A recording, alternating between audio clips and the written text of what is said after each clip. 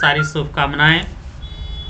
मैं एक बार पुनः इतिहास विषय के महत्वपूर्ण प्रश्नों के साथ मैं आप सबके सामने एक बार पुनः उपस्थित हूं और आज से प्रारंभ करते हैं इतिहास के उन व्याख्यात्मक प्रश्नों का उत्तर। प्रश्न नंबर 33 आपके स्क्रीन पर दिख रहा होगा। प्रश्न नंबर 33, निम्नलिखित में कौन सा कथन सही है? ये प्रश्न है। कौन सा कथन निम्नलिखित में सही है? ये प्रश्न है। बहमनी शासक फिरोज शाह को उसके सूफी संत गेसुदराज से सहचर्य के कारण वली कहा जाता था। फिरोज शाह बहमनी को विजयनगर के शासक देवराय फर्स्ट ने पराजित किया था। अहमद शाह बहमनी फर्स्ट ने अपनी राजधानी का गुलबर्गा से वारंगल स्थानांतरण किया। अहमद शाह बहमनी प्रथम ने खगोल शास्त्र के अध्ययन को प्रोत्साहन दिया और दौलताबाद के समीप एक वेधशाला का निर्माण किया। इसमें सही कथन कौन सा है ये बताना है दोस्तों। तो इसका सही कथन होगा फिरोज शाह बहमनी को विजयनगर के शासक देवराय प्रथम ने पराजित किया था। ये इसका सही ऑप्शन होगा। आगे बढ़ते हैं। प्रश्न नंबर 34। प्रश्न नंबर 34 है, निम्नलिखित में कौन सा कथन सही नहीं है ये बताना है। इसमें बताना है कौन सा कथन सही नहीं है। गुरु नानक अफगानों द्वारा स्थापित राजनीतिक व प्रशासनिक व्यवस्था से विशेषतः पंजाब में पूर्णतः परिचित थे। उन्होंने बाबर की आक्रमणकारी सेना को पाप की बारात के रूप में देखा। उनका विश्वास था कि ईश्वर की कोई जाति नहीं है, न ही ईश्वर ने जाति को कोई महत्व दिया। ब्राह्मण और क्षत्रिय शोषणकारी व्यवस्था के भाग नहीं थे। इसमें कौन सा कथन सही नहीं है ये बताना है। तो पहला, गुरु नानक अफगानों द्वारा स्थापित राजनीतिक व प्रशासनिक व्यवस्था से विशेषतः पंजाब में पूर्णतः परिचित थे, ये बात तो सही है। दूसरा, उन्होंने बाबर की आक्रमणकारी सेना को पाप की बारात के रूप में भी देखा, ये भी बात सही है। सी, उनका विश्वास था कि ईश्वर की कोई जाति नहीं है, न ही ईश्वर की जाति को कोई महत्व दिया है, ये भी बातें सही है। तो सही कथन नहीं, डी विकल्प होगा। ब्राह्मण और क्षत्रिय शोषणकारी व्यवस्था के भाग नहीं थे, इसलिए इसका विकल्प डी सही विकल्प होगा। प्रश्न नंबर 35, निम्नलिखित में से कौन सा कथन सही नहीं है? शेर शाह ने लाहौर से मुल्तान तक एक नई सड़क का निर्माण करवाया। उसने मिर्जा हैदर दोगलत को कश्मीर से निष्कासित किया। मारवाड़ विजय के बाद उसने गुजरात पर आक्रमण किया। उसने दाग और चेहरा प्रथा को प्रारंभ किया। नीचे दिए गए कूटों से सही उत्तर का चयन कीजिए। कूट 1 3 2 3 3 4 1 2 3। प्रश्न नंबर 35, शेर शाह ने लाहौर से मुल्तान तक एक नई सड़क का निर्माण किया, ये एकदम सही बात है। उसने मिर्जा हैदर दोगलत को कश्मीर से निष्कासित किया, ये गलत बात है, ये सही है नहीं है। मारवाड़ विजय के उपरांत उसने गुजरात पर आक्रमण किया, ये भी नहीं सही है। चौथा, उसने दाग और चेहरा प्रथा को प्रारंभ किया, ये बात भी सत्य है। तो प्रश्न हमारा पूछा है कौन सा कथन सही नहीं है? तो दूसरा और तीसरा ये दोनों कथन सही नहीं है, इसलिए इसका जो ऑप्शन होगा 2 3।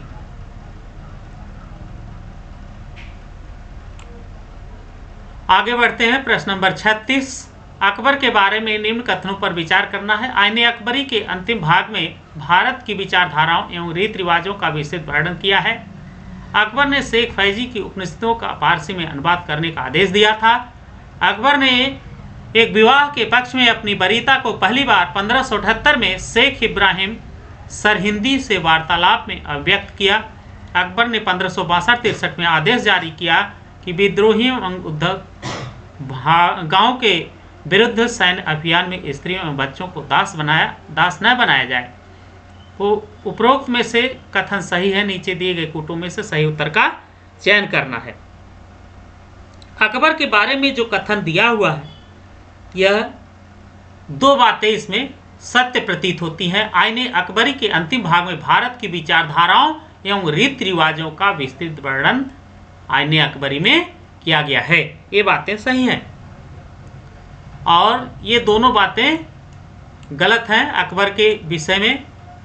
लेकिन ये चौथी जो बातें हैं, अकबर ने 1562-63 में एक आदेश दिया कि विद्रोहियों उद्धत गांव के विरुद्ध सैन्य अभियान में स्त्रियों और बच्चों को दास न बनाया जाए। तो पहला और चौथा ये दोनों सही है, इसलिए बी विकल्प इसका सही ऑप्शन होगा। आगे बढ़ते हैं प्रश्न नंबर 37। प्रश्न नंबर 37 आपके स्क्रीन पर, निम्नलिखित में से किस धार्मिक समुदाय ने 1557 में भारत में छापे खाने की शुरुआत किया? बहुत अच्छा प्रश्न। छापे खाने की शुरुआत जो किया, जेसुइट्स के समय छापे खाने की शुरुआत भारत में हुई थी। 1557 में जेसुइट्स ने छापे खाने की शुरुआत भारत में किया। यह एक समुदाय था, जेसुइट्स धार्मिक समुदाय था। इन्होंने 1557 में भारत में छापे खाने की शुरुआत की, इसलिए इसका सी विकल्प सही विकल्प होगा। आगे बढ़ते हैं प्रश्न नंबर 38। निम्नलिखित में से कौन सा चित्रकार, बहुत अच्छा प्रश्न, प्रश्न नंबर 38, निम्नलिखित में से कौन सा चित्रकार पशुओं का चित्रण करने में बेजोड़ था? देखें यहाँ जितने भी दिए गए हैं सब एक से बढ़कर एक चित्रकार हैं। मीर सैयद अली, वसावन, उस्ताद मंसूर, अबुल हसन। मीर सैयद अली फारस का प्रसिद्ध चित्रकार था। मीर सैयद अली वसावन यह अकबर के समय के चित्रकार थे। उस्ताद मंसूर दुर्लभ पशुओं और पक्षियों और अनोखे प्रकार के पुष्पों के चित्र बनाने के बहुत ही माहिर थे उस्ताद मंसूर। तो इसका सी विकल्प सही विकल्प है। अबुल हसन के बारे में आप जानते हैं, जहांगीर के शासनकाल में यह एक प्रमुख चित्रकार था और 1589 ईस्वी में हेरात अफगानिस्तान का ये था अबुल हसन। तो कौन सा चित्रकार पशुओं का चित्रण करने में बेजोड़ था? वैसे सभी के सभी चित्रकार थे, लेकिन उस्ताद जो मंसूर है ये दुर्लभ पशुओं पक्षियों के अनोखे पुष्पों चित्रों को बनाने के माहिर थे उस्ताद मंसूर। इसलिए दोस्तों विकल्प सी इसका सही विकल्प होगा। आगे बढ़ते हैं प्रश्न नंबर 39। नीचे दो कथन दिए हैं जिसमें से एक अभिकथन और दूसरा कारण है। ईस्ट इंडिया कंपनी ने 17वीं शताब्दी के अंत तक अपने पुर्तगाली एवं डच व्यापारिक प्रतिनिधियों को रास्ते से हटा दिया। कारण है अंग्रेज व्यापारी उच्च कोट की वस्तुओं को सस्ते दामों पर बेचते थे। 39वां प्रश्न, इसका सही विकल्प होगा ऑप्शन ए और आर दोनों सही, और आर ए की सही व्याख्या करता है। आगे बढ़ते हैं प्रश्न नंबर 40। अंग्रेजों द्वारा हस्तगत बंबई पर पूर्वाधिकार किसका था? 40वां प्रश्न आपके सामने, पुर्तगाली का, डच का, डेन का, फ्रांसीसियों का। अंग्रेजों द्वारा हस्तगत बंबई पर पूर्वाधिकार जो था वो पुर्तगालियों का था। बंबई में पूर्वाधिकार पुर्तगालियों का था, जबकि फ्रांसीसियों का पूर्वाधिकार ये तमिलनाडु के पास एक एरिया है पांडिचेरी, और वह पांडिचेरी फ्रांसीसियों के कब्जे में था, जबकि पुर्तगालियों के कब्जे में बंबई था। तो इसलिए इसका ये विकल्प सही है। जो प्रश्न पूछा है बंबई पर पूर्वाधिकार पुर्तगालियों का था। 41 प्रश्न सूची से संबंधित प्रश्न, दो तरफ, एक तरफ ऐतिहासिक ग्रंथ, दूसरी तरफ उनके लेखकों के नाम। शाहजहांनामा, बहुत अच्छा प्रश्न। नुस्खा ए दिलकुशा, पातशाहनामा, आलमगीरनामा, ये ऐतिहासिक ग्रंथ एक तरफ सूची फर्स्ट में। सूची सेकंड में लेखकों के नाम अब्दुल हमीद लाहौरी, इनायत खान, मोहम्मद काजिम, भीमसेन। देखिए दोस्तों, शाहजहांनामा जो ऐतिहासिक ग्रंथ है वह किसका लिखा हुआ ग्रंथ है? वह ग्रंथ है इनायत खान का। याद रखें दोस्तों, नोट कर लें, शाहजहांनामा ये इनका जो ग्रंथ है वो किसका है? इनायत खान का। दूसरा है नुस्खा ए दिलकुशा। नुस्खा ए दिलकुशा जो ऐतिहासिक ग्रंथ है वह ग्रंथ लिखा हुआ है भीमसेन। नुस्खा ए दिलकुशा ए भीमसेन का लिखा हुआ है, बी का चौथा। भीमसेन बुरहानपुरी इनका पूरा नाम था दोस्तों, याद रखें। नुस्खा ए दिलकुशा या नुस्खा ए दिलकुशा के लेखक भीमसेन बुरहानपुरी थे। इनका पूरा नाम भीमसेन बुरहानपुरी था। नुस्खा ए दिलकुशा के लेखक थे। अगला है पातशाहनामा। पातशाहनामा जो ऐतिहासिक ग्रंथ है उसको लिखने वाले थे अब्दुल हमीद लाहौरी। अगला है आलमगीरनामा। आलमगीरनामा जो लिखा हुआ है वह है मोहम्मद काजिम का। मोहम्मद काजिम का लिखा हुआ आलमगीरनामा। और इसको लिखा आलमगीरनामा को मोहम्मद काजिम ने 1688 में, याद रखें दोस्तों, 1688 में 1688 ईस्वी में इसको लिखा मोहम्मद काजिम ने। कौन सी पुस्तक, कौन सा ग्रंथ? आलमगीरनामा। और पहला है शाहजहांनामा। इसके लेखक एक बार पुनः देखें, इनायत खान। शाहजहांनामा ये लिखा गया 17वीं शताब्दी में। कब लिखा गया? 17वीं शताब्दी में। शाहजहांनामा इनायत खान द्वारा लिखित है।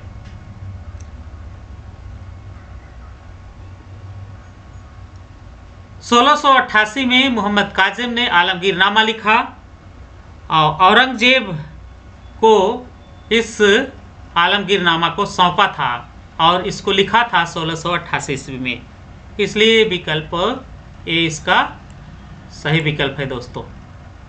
आगे बढ़ते हैं, प्रश्न नंबर 42। निम्नलिखित में से कौन सा कथन सही नहीं है? ये प्रश्न है। औरंगजेब ने सभी प्रांतों में मुहत्सिब नियुक्त किए। औरंगजेब ने नवरोज के उत्सव को मनाना जारी रखा। सी, भारतीय शास्त्रीय संगीत पर फारसी में सबसे अधिक ग्रंथों की रचना औरंगजेब के शासनकाल में हुई। औरंगजेब स्वयं सितार बजाने में निपुण था। देखें, इसमें एक व्रत आता है नवरोज व्रत। इसके बारे में थोड़ा सा जान लें। नवरोज व्रत यह ईरानी नववर्ष है। फारसी में नवरुज कहा जाता है। यह मूलतः प्रकृति से प्रेम का उत्सव है। न केवल ईरानी बल्कि भारत के कुछ भागों पर फारसियों द्वारा यह व्रत मनाया जाता है। और ईरानी कैलेंडर के पहले माह का पहला जो दिन है वह फारवर्दिन, याद रखें, फारवर्दिन कहलाता है। नव वर्ष की छुट्टियां बड़े हर्ष उल्लास के साथ सभी लोग मनाते हैं। लेकिन इसमें प्रश्न जो कथन है, कथन सही नहीं पूछा है। औरंगजेब ने सभी प्रांतों में मुहत्सिब नियुक्त किया था। हाँ, सही बात है ये। औरंगजेब ने अपने सभी प्रांतों में मुहत्सिब नियुक्त किया था उन देखभाल के लिए। औरंगजेब ने नवरोज के व्रत को या उत्सव को मनाना जारी रखा। ये कथन सही नहीं है। भारतीय शास्त्रीय संगीत पर फारसी में सबसे अधिक ग्रंथ की रचना औरंगजेब के शासनकाल में हुई। ये भी बात सही है।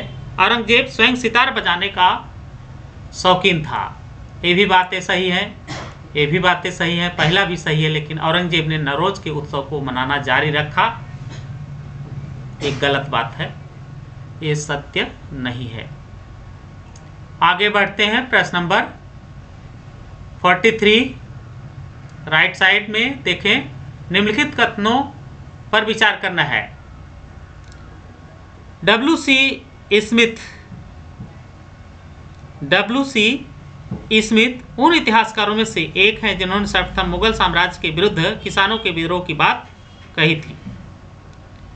उन्होंने यह भी तर्क दिया कि मुगल साम्राज्य की वाणिज्य को प्रोत्साहन देने की नीति के फलस्वरूप मध्यम वर्ग का पर्याप्त विकास हुआ। C.A. बेली ने मुगल साम्राज्य के पतन की व्याख्या के लिए ग्रेट फार्म सिद्धांत को विकसित किया। J.F. रिचर्ड्स ने तर्क दिया कि किसानों के प्रतिरोध स्वरूप व गंभीर कृषि संकट पैदा हुए। इसका सही ऑप्शन तीसरा और चौथा, सी ऑप्शन इसका सही ऑप्शन होगा। प्रश्न नंबर 44 यह कथन किसका दावा है कि शिवाजी का स्वराज केवल मात्र वतन की प्रतिकीर्ति थी? ऑन्द्रेविंक, P.A. Smith, A.R. Kulkarni, Yadunath सरकार। यह दावा ऑन्द्रेविंक का है। इनका कहना था कि स्वराज केवल मात्र वतन की प्रतिकीर्ति थी। विकल्प ए सही विकल्प है। आज का अंतिम प्रश्न नंबर 45 निम्नलिखित में से कौन सा कथन सही है? मुगल कालीन भारत में जमींदारी अधिकार वंशानुगत और बिकाऊ थे। सभी गांव जमींदारों के नियंत्रण में थे। कृषि अधिवेश में जमींदारों का भाग समस्त मुगल साम्राज्य में एक समान था। सभी जमींदार मालिक एक जमीन थे, सभी जमींदार। इसका सही ऑप्शन होगा मुगल कालीन भारत में जमींदारी अधिकार वंशानुगत और बिकाऊ थे। ये बात सही नहीं है, जबकि तीनों बातें सही हैं। सभी गांव जमींदारों के नियंत्रण में थे। मुगल काल में जमींदारी प्रथा प्रारंभ किया गया था, मुगलों ने प्रारंभ किया था, तो बी सही बात है। सभी गांव जमींदारों के कंट्रोल में थे। सी कृषि अधिशेष में जमींदारों का भाग समस्त मुगल साम्राज्य में एक समान था। ये भी बात ये ऐसा सही नहीं है। सभी जमींदार मालिक एक जमीन थे, ये भी बात सही नहीं है। केवल एक ऑप्शन सही है, मुगल कालीन भारत में जमींदारी अधिकार वंशानुगत और बिकाऊ थे। आज के लिए बस इतना ही। हमारे चैनल को लाइक करें, सब्सक्राइब करें तथा दोस्तों में इसे शेयर भी करें। उम्मीद है कि यह वीडियो आपकी परीक्षा के लिए बहुत ही उपयोगी सिद्ध होगा। प्रतिदिन शाम को 5 बजे हमारा live class Arun GS academy से प्रसारित होता है। सभी लोग हमारे चैनल अरुण GS एकेडमी को लाइक, सब्सक्राइब तथा शेयर करें, जिससे आगामी परीक्षाओं में आप अधिक सफलता प्राप्त करें। आज के लिए बस इतना ही। धन्यवाद।